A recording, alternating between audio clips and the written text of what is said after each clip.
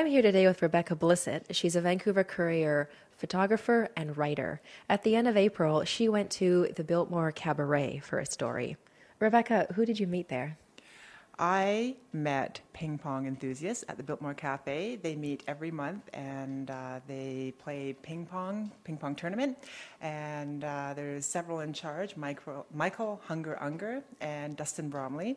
And they lead the charge of 30 to 40 people who come down and play ping pong for prizes. They play ping pong for prizes. Is it popular? It is getting very popular. It initially started out about a year ago at the Biltmore because the organizer back then, Christine, Dustin's fiance, needed a way to bring people down into the club between the band schedules because the touring schedule was very light. Biltmore has a lot of bands, hosts a lot of bands, I should say. And so they invested in 3 ping pong tables, and numbers were light, and then all of a sudden posters went out. People thought, this is really neat. This is a really interesting thing to do on a Saturday night or a Thursday night. The night fluctuates between the band schedules, and now it's growing and growing, and probably because it's so fun. You can drink a beer and meet new people, and yeah, it's a good thing to do. I understand that it's fun, but it's also very competitive, isn't it? Yes, they say it isn't at first. They say don't do any of the smashing shots or anything like that. There is definitely a sense of camaraderie. But near the end, when you're dealing with 4 people on the table, it's a round-the-world system, so it's round robin, basically. So you miss a shot, then you're out, and then it's 4 people, and those people are really vying for the win. And then it's down to 2, and the winner gets a golden ticket. And at the end of the night, there's 10 rounds, and each person gets a ticket. And then they're in the championship round, and yeah, it's intense. It's an intense game up to 21. And that's the championship. That's a game to 21. For people to get there, you talk about this around the world style of play. Can you explain that a little bit more? I can. Around the World is essentially, like I mentioned, round robin play, where everybody plays. It doesn't matter how many people are in, 30, 40, probably more. They all circle the table with their paddles, and everybody takes a turn at hitting the ball.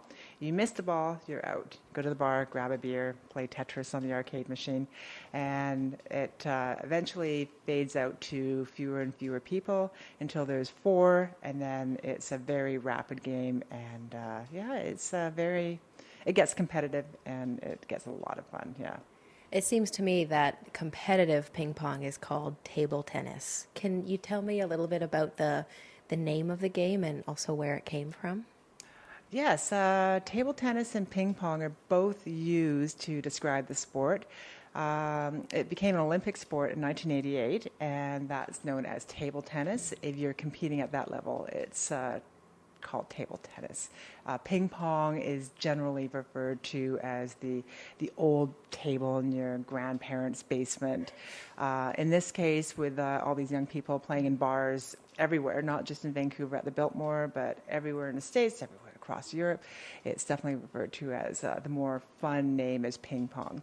And it started in the late 1800s. British missionaries came back to their country and introduced the sport by way of something to do after eating dinner, generally rich upper class people.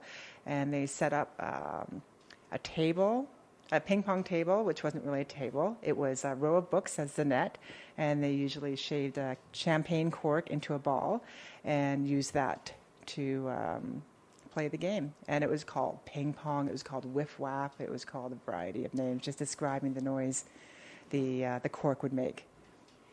That's really pretty interesting.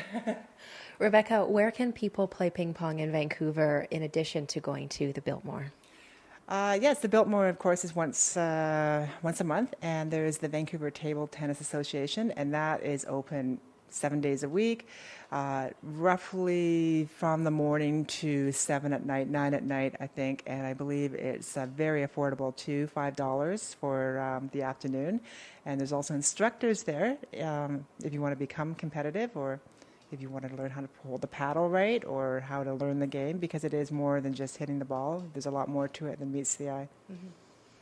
Thank you.